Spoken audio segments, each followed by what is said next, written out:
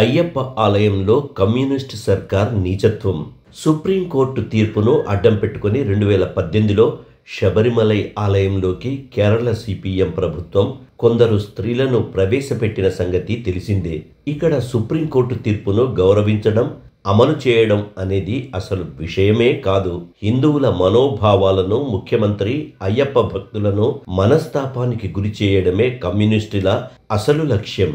అప్పుడు ఆ స్త్రీలను ఆలయంలోకి ప్రవేశపెట్టే ముందు వారికి పరోటా, గోమాంసంతో చేసిన కూర ఇచ్చారంటూ కొల్లాం ఎంపీ ఎన్కే ప్రేమచంద్రన్ ఆరోపిస్తున్నారు. పైగా తన ఆరోపణల నుంచి తాను వెనక్కి తగ్గడం లేదని కూడా తెగేసి చెప్పారు. ఈ కాంగ్రెస్ ఎంపీ చేసిన ఆరోపణలకు సిపిఎం శ్రేణుల నుంచి తీవ్ర విమర్శలు వస్తున్నాయి.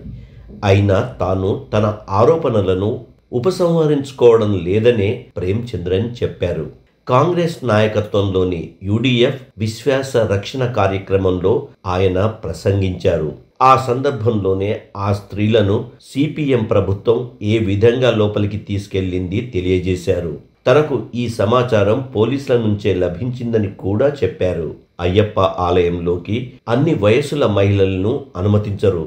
అయితే ఈ సంప్రదాయం సమానత్వానికి భంగం కాబట్టి వయసుతో నిమిత్తం లేకుండా స్త్రీలకు దర్శనం అవకాశం ఇవ్వాలని సుప్రీంకోర్టు ఆదేశించింది.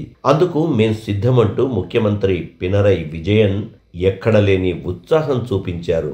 అప్పుడు బిందు అమ్మాణి, కనకదుర్గ అనే ఇద్దరు లోపలికి వెళ్లి వచ్చారు. వీళ్ళకి పెద్ద ఎత్తున పోలీస్ భద్రత కూడా ఇచ్చారు. వీళ్ళకి పరోటా, గుడ్డు మాంసం ఎక్కడ ఏర్పాటు చేసింది కొట్టాయం పోలీస్ క్లబ్ తెలియజేసిందని ప్రేమచంద్రన్ చెప్పారు. సుప్రీంకోర్టు వెలువడిన 10 గంటలలోనే అసలు తీర్పు ప్రతి చేరకముందే ఇవన్నీ జరిగిపోయాయి. పోలీస్ డైరెక్టర్ జనరల్ను, ఇతర సీనియర్ పోలీస్ అధికారులను పిలిచి యుద్ధ ప్రాతిపదికన మహిళల ఆలయ ప్రవేశానికి ఏర్పాట్లు చేయవలసిందని ప్రభుత్వం ఆదేశించింది. బిందు అమ్మాణి, కనకదుర్గ, రెహానా ఫాతిమాలను పాలాలోని అతిథి గృహానికి రప్పించారు. అక్కడి నుంచే రహస్యంగా జీపులలో పంబకు తరలించారు. కేరళ రివల్యూషనరీ సోషలిస్ట్ పార్టీ నాయకులు విభు బేబీ జాన్ కూడా ఇవే ఆరోపణలు చేశారు. తనకు కూడా పోలీసుల నుంచే సమాచారం ఉందని బేబీ జాన్ తెలియజేశారు. దీనికి బిందు అమ్మాణి నీచంగా స్పందించింది. తాను పరోటాతో గొడ్డు మాంసం తిననని, తపియోకాతోనే తింటానని ఆమె వ్యంగ్యంగా చెప్పింది.